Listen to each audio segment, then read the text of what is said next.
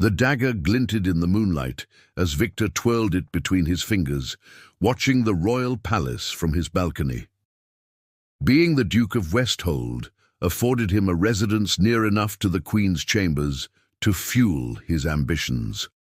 For 3 generations, his family had served the Erelin dynasty, and for 3 generations they had been denied their rightful place in the hierarchy of power. "Your tea, my lord," his servant murmured, setting down a silver tray.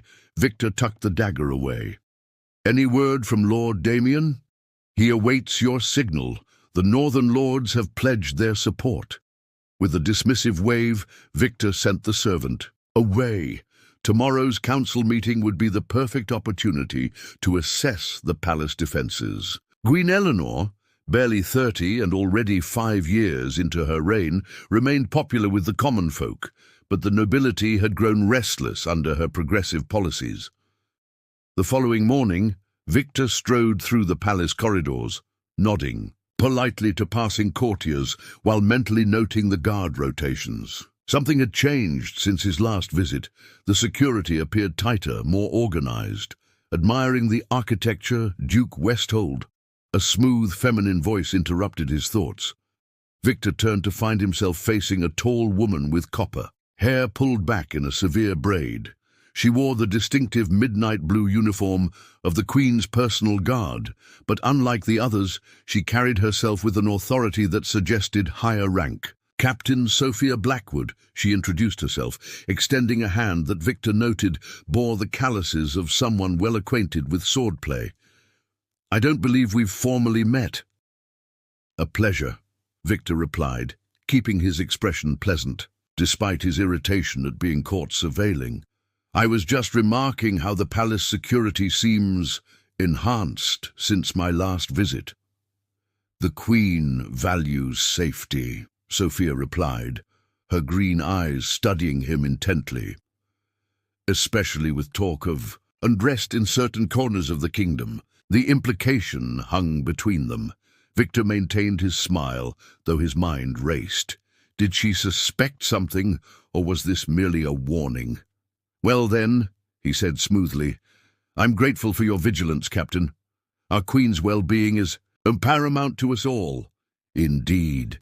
Sophia stepped closer, close enough that he could detect the scent of leather and steel that clung to her. "I would be devastated if anything were to threaten Her Majesty's reign. Utterly devastated." The council meeting proceeded without incident, though Victor found himself distracted by Sophia's presence behind the Queen's throne.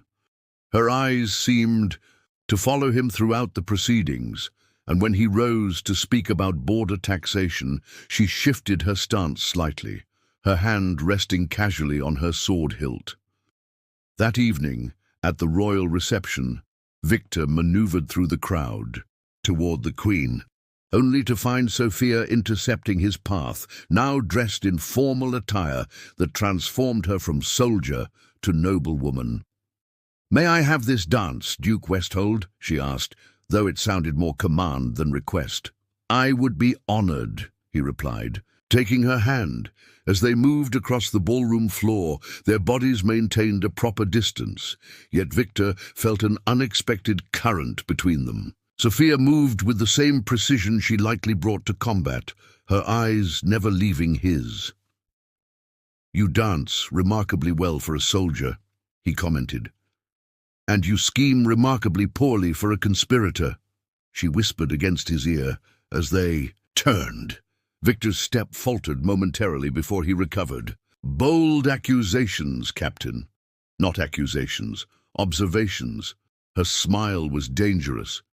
"The question is, what shall I do with these observations?" As the music ended, she stepped back, her eyes holding his. "Perhaps we should discuss this further." "In private." Victor knew he should decline, knew this was almost certainly a trap, yet found himself nodding. "My chambers. Midnight." Sophia's smile widened slightly. "I look forward to our conversation, Duke Westhold." As she walked away, Victor realized with alarm that what had begun as a simple plan to overthrow a queen had suddenly become far more complicated and potentially far more interesting. The clock struck midnight as Victor poured 2 glasses of wine, his chambers dimly lit by the crackling fireplace. A soft knock announced Sophia's arrival, and he composed himself before opening the door. She entered like a shadow, no longer in formal attire, but dressed in fitted dark clothing that suggested she could disappear into the night at a moment's notice. Her copper hair fell loose around her shoulders, softening her features, but not the intensity of her gaze. "I expected guards," Victor remarked, offering her wine. "If I wanted you arrested, Duke Westhold, you would already be in chains." She accepted the glass, but didn't drink. "I prefer to understand my enemies before neutralizing them." Victor gestured toward the sitting area. "And is that what I am? An enemy? That depends entirely on your next moves." Sophia settled into a chair, finally taking a sip of wine. "You're planning something against Queen Eleanor. The question is whether you can be persuaded to reconsider.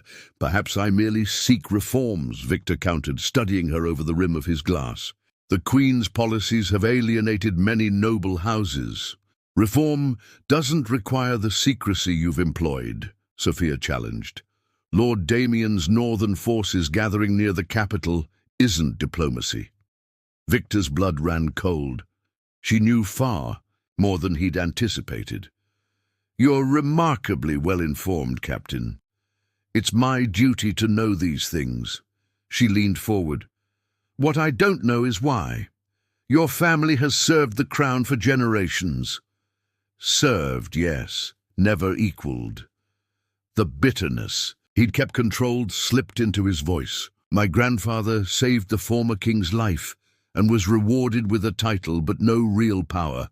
My father advanced trade policies that doubled the kingdom's wealth, only to watch others take credit." To his surprise, Sophia's expression softened slightly. "So this is about recognition, not just power." "It's about justice," Victor replied, finding himself speaking truths he hadn't intended to reveal. "Queen Eleanor continues a tradition of using loyal houses while denying them their due." Sophia set down her glass and moved to the window, her silhouette outlined against the moonlight. "The Queen is not her ancestors." Victor joined her, standing, close enough to feel the warmth radiating from her body. "Yet she rules as they did." "No." Sophia turned to face him, their proximity suddenly intimate. "She wishes to change things, but gradually, without upending the stability of the realm." Their eyes locked, and Victor found himself distracted by the curve of her lips, the strands of copper hair catching the firelight. "Why are you telling me this? If you believe I'm conspiring against the crown, because I see something in you." "Worth salvaging," she whispered, her hand unexpectedly touching his chest, just above his heart. "Ambition, yes, but also conviction. The realm needs men of conviction." Before Victor could process her words, Sophia closed the distance between them, her lips capturing his in a kiss that started tentatively but quickly blazed into something hungry and urgent. His hands found her waist, pulling her closer as her fingers tangled in his hair. When they finally broke apart, breathless, Victor searched her eyes. "Is this how you neutralize all your enemies, Captain?" A smile played at her lips. Only the interesting ones. What followed was a night of passion neither had anticipated, their bodies entwined as if their earlier verbal sparring had merely been foreplay for this more primal conversation. In the aftermath, as they lay among tangled sheets, Victor traced the scar that ran along Sophia's shoulder. "You didn't get this from palace duty," he observed. "Border conflict 3 years ago," she murmured. "I wasn't always the Queen's shadow." As dawn approached, Victor found himself conflicted. The rebellion was set to move in 2 weeks' time. Yet here he was, sharing his bed with the very woman tasked with preventing it. More troubling still was the realization that his growing feelings for Sophia were genuine, not merely a convenient distraction. Before leaving, Sophia kissed him one last time. "Choose carefully, Victor. Not all revolutions require bloodshed." He watched her disappear into the corridor, wondering if he'd just compromised everything or discovered an unexpected path forward. Days passed in a delicate dance of politics and passion. By day, Victor attended council meetings, careful to maintain appearances while secretly communicating with Lord Damien about postponing their plans. By night, he and Sophia surrendered to their growing attraction, though both remained guarded, aware of the dangerous game they played.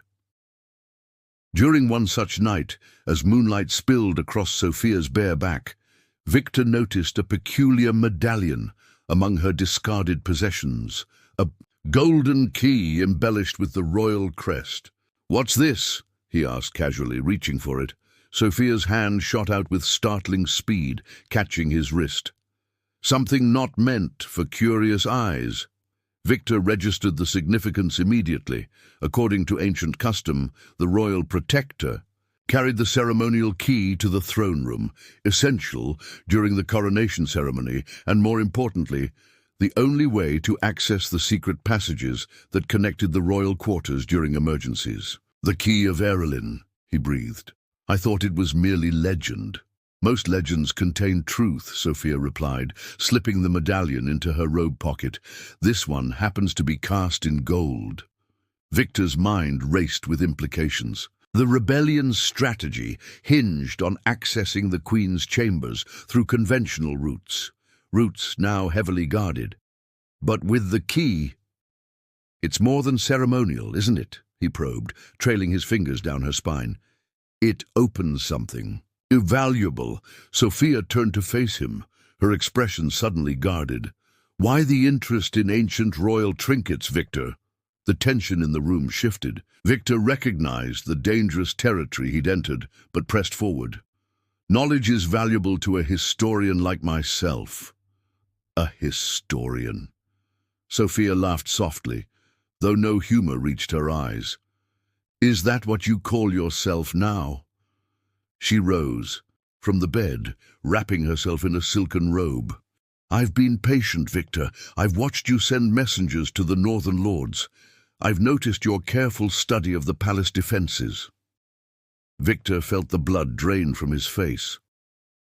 "If you suspected treason, why not arrest me?" "Because I wanted to understand you," she admitted, her voice softening slightly. "And because I hoped—" "Hoped what?" "That what's growing between us might matter more than your ambitions." She approached him, reaching out to touch his face. "The Queen isn't what you think. She's planning reforms that would address many of your concerns." Victor caught her hand. "Why should I believe that?" "Because I'm trusting you with the truth," Sophia replied, her eyes searching his. "Just as I've trusted you with my body, my nights, parts of myself I've shared with no one else." The raw honesty in her voice shook him. Victor pulled her close, burying his face in her hair. "Sophia, I—" A sharp knock interrupted them. One of Sophia's guards called through the door. "Captain, urgent news from the northern border." Sophia dressed quickly, her movements efficient. Before leaving, she pressed the medallion into Victor's palm, closing his fingers around it. "This is trust, Victor," she whispered, kissing him fiercely. "Don't make me regret it." After she departed, Victor stared at the golden key in his hand. With it, the rebellion could succeed almost effortlessly. Without it, their chances diminished significantly. He summoned his servant. "Send word to Lord Damien. Tell him I need more time." The servant bowed. "My lord, Damien sends word that he cannot wait. The northern forces move in 3 days." Victor felt the ground shift beneath his feet. Too late to stop the rebellion, too late to pretend he wasn't involved, and now, possibly too late to save Sophia from the conflict to come.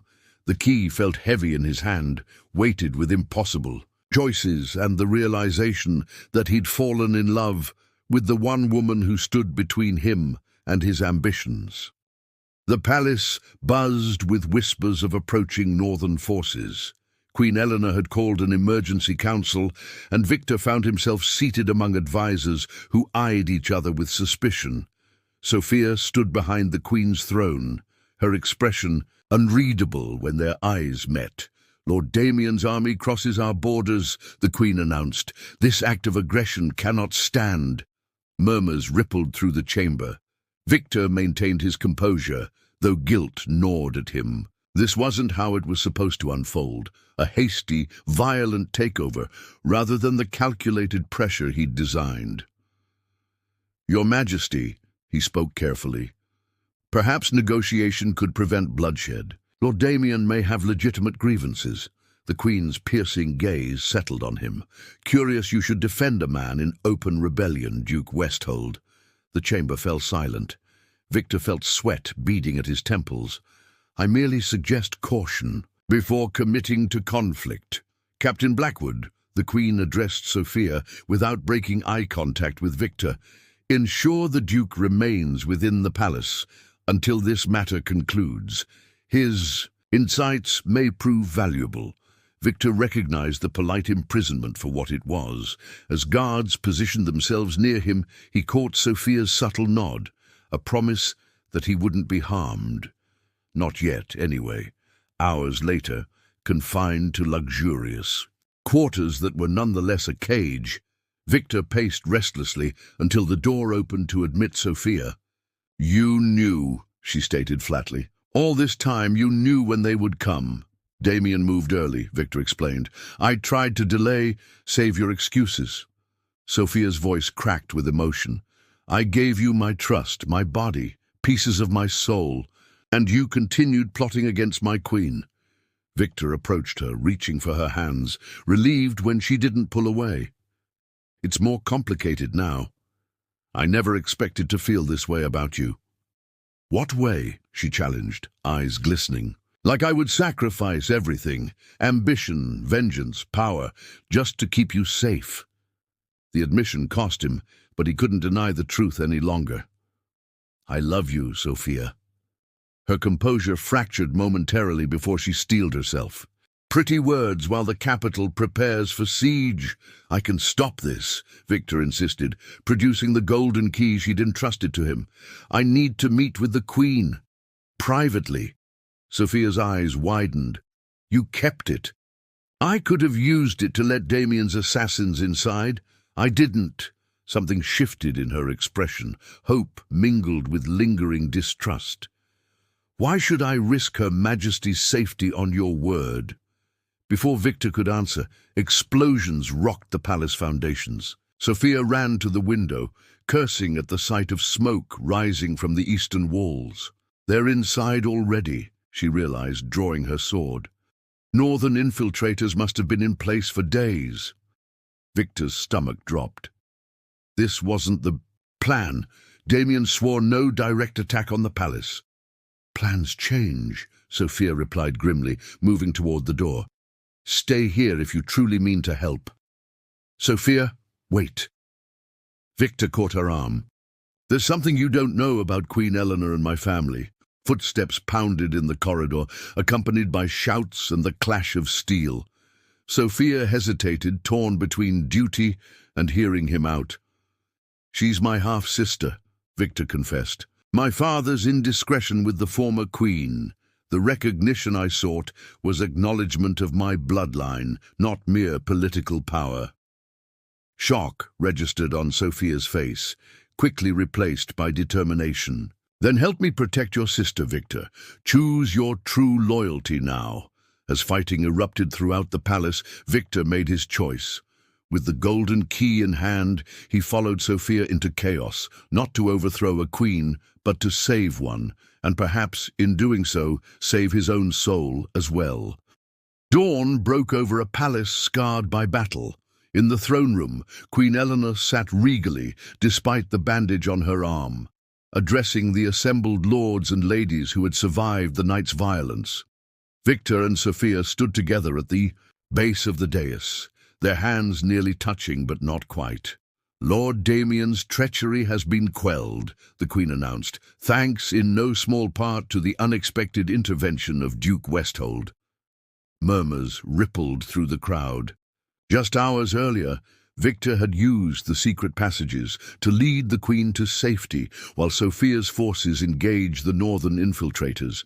When Damien himself had cornered them, it was Victor's blade that ended the rebellion's leader.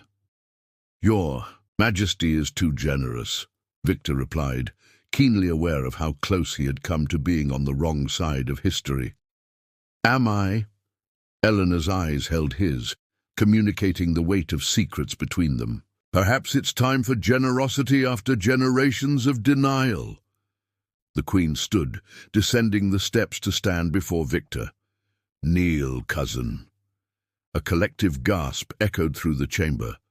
Victor's heart pounded as he dropped to one knee, feeling Sophia's startled gaze upon him. "Today, I acknowledge what my father and grandfather would not," Eleanor declared, her voice carrying to every corner. "Victor of House Westhold shares the blood of Erilyn. While not in direct succession, he is family." She touched his shoulder, bidding him rise. "And family should stand together, not apart." Victor stood, overwhelmed by the public recognition he had schemed and nearly killed for, freely given in the aftermath of his change of heart. "In acknowledgement of this bond and his service to the crown," Eleanor continued, "I name Victor Westhold Lord Protector of the realm, second only to the throne in matters of security and governance." The court erupted in chatter. It was an unprecedented position, creating a formal power sharing that would forever change the kingdom's political landscape. Later, in the privacy of the Queen's study, Eleanor faced both Victor and Sophia. "Was it love or loyalty that turned you from enemy to savior, brother?" Victor glanced at Sophia, who stood at parade rest nearby.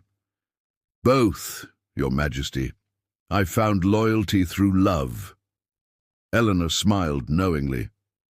"Captain Blackwood has served me faithfully for years. I suspected sending her to investigate you might create complications." "You knew?" Sophia asked, breaking protocol in her surprise. "I hoped," Eleanor corrected. "Two strong-willed, intelligent people with complementary skills and shared dedication to the realm, despite approaching it from different directions, the possibility seemed worth exploring." Victor shook his head in disbelief. "You risked everything, on the chance I might fall in love with your bodyguard?" "I risked nothing," Eleanor countered. "Sophia would never have allowed harm to come to me, regardless of her feelings, and I suspected there was more to your ambition than simple power hunger."